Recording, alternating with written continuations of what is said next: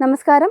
തിരഞ്ഞെടുപ്പ് പ്രചാരണ വേളയിൽ പവർ കട്ടില്ലാത്ത 10 വർഷമെന്ന് വലിയ അക്ഷരങ്ങളിൽ പരസ്യം നൽകി ജനങ്ങളെ കബളിപ്പിച്ച LDF സർക്കാർ വോട്ടെടുപ്പ് പൂർത്തിയായതോടെ സംസ്ഥാനത്തെ ഇരുട്ടിലേക്ക് തള്ളിവിടുന്നു. സംസ്ഥാന ചരിത്രത്തിലെ ഏറ്റവും വലിയ ഊർജ്ജ പ്രതിസന്ധിയിലൂടെയാണ് കേരളം കടന്നുപോകുന്നത്. വോട്ടുകൾ പെട്ടിയിലായതോടെ ജനങ്ങളുടെ ദുരിതം കണ്ടില്ലെന്ന് നടിക്കുന്ന സർക്കാരിന്റെ അഴിമതിയുടെയും KCBയുടെ അഴിമതിയുടെ നേർചിത്രമാണിപ്പോൾ പുറത്തുവരുന്നത്. തെരഞ്ഞെടുപ്പിന് തൊട്ടുമുൻപ് സർക്കാർ കോടികൾ ചെലവാക്കി നൽകിയ പരസ്യങ്ങൾ ഓർക്കുന്നുണ്ടോ? കേരളം വൈദ്യുതി മേഖലയിൽ സ്വയം പര്യാപ്തത നേടിയെന്നും ഇനി പവർ കട്ട് എന്ന വാക്ക് കേൾക്കേണ്ടി വരില്ല എന്നുമാണ് മുഖ്യമന്ത്രിയും സംഘവും അവകാശപ്പെട്ടത്. എന്നാൽ വോട്ടെടുപ്പ് കഴിഞ്ഞ് ആഴ്ചകൾ പിന്നിടുമ്പോഴേക്കും കേരളം അപ്രഖ്യാപിത ലോഡ് ഷെഡിങ്ങിന്റെ പിടിയിലായി. പീക്ക് സമയങ്ങളിൽ 15 മിനിറ്റ് മുതൽ 1 മണിക്കൂർ വരെ നീളുന്ന വൈദ്യുതി നിയന്ത്രണം ഇപ്പോൾ എല്ലാ ജില്ലകളിലും ഏർപ്പെടുത്തിയിട്ടുണ്ട്. ഇത് ജനങ്ങളെ വഞ്ചിക്കുന്നതിന് തുല്യമാണ്.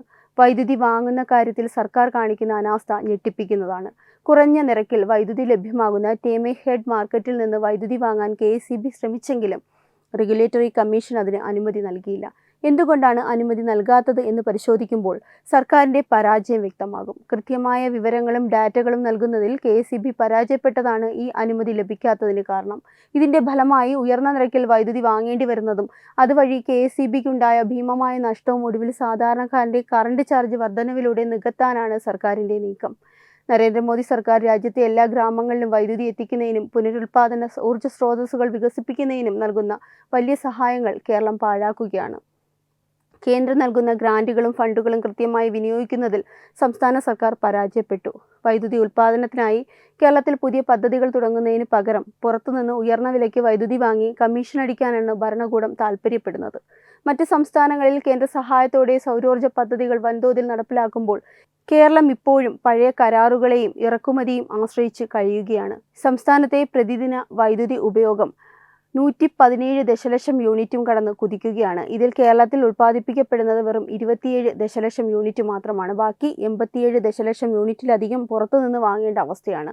മെയ് അവസാനത്തോടെ പുറത്തുനിന്ന് ലഭിക്കുന്ന വൈദ്യുതിയിൽ 600 മെഗാവാട്ടിന്റെ കുറവുണ്ടാകുമെന്ന് മുൻകൂട്ടി അറിഞ്ഞിട്ടും പകരം സംവിധാനമൊരുക്കാൻ സർക്കാർ തയ്യാറാകുന്നില്ല. ഓവർലോഡ് മൂലം ഫ്യൂസ് പോകുന്നു എന്ന ലളിതമായ ന്യായീകരണം നൽകി യഥാർത്ഥ ലോഡ് ഷെഡിങ്ങിനെ സർക്കാർ ഒളിപ്പിച്ചു വയ്ക്കുകയാണ്. വൈദ്യുതി മുടങ്ങുന്നതിനെക്കുറിച്ച് ചോദിച്ചപ്പോൾ പ്രതിപക്ഷം പ്രകൃതിയോട് ചോദിക്കട്ടെ എന്നായിരുന്നു വൈദ്യുതി മന്ത്രിയുടെ പരിഹാസം. ഉത്തരവാദിത്തപ്പെട്ട ഒരു മന്ത്രിയിൽ നിന്ന് ഉണ്ടാകാൻ പാടില്ലാത്ത പ്രതികരണമാണിത്. വേനൽ കടുത്തതും മഴ ലഭിക്കാത്തതും പ്രകൃതിയുടെ മാറ്റമാണെങ്കിൽ അത് മുൻകൂട്ടി കണ്ട് ജനങ്ങൾക്ക് വെളിച്ചം നൽകുക എന്നതാണ് സർക്കാരിന്റെ കടമ. ആ കടമയിൽ നിന്ന് ഒഴിഞ്ഞു മാറി ജനങ്ങളെ പരിഹസിക്കുന്നത് ജനാധിപത്യ വിരുദ്ധമാണ്. സംസ്ഥാനത്തെ ഊർജ്ജ പ്രതിസന്ധിക്ക് പരിഹാരം കാണാൻ മുഖ്യമന്ത്രി ഉടൻ ഇടപെടുമെന്നും അഴിമതി നിറഞ്ഞ വൈദ്യുതി കരാറുകൾ റദ്ദാക്കി കേന്ദ്ര സഹായത്തോടെ പുതിയ പദ്ധതികൾ ആവിഷ്കരിക്കണമെന്നും BJP ആവശ്യപ്പെടുന്നു.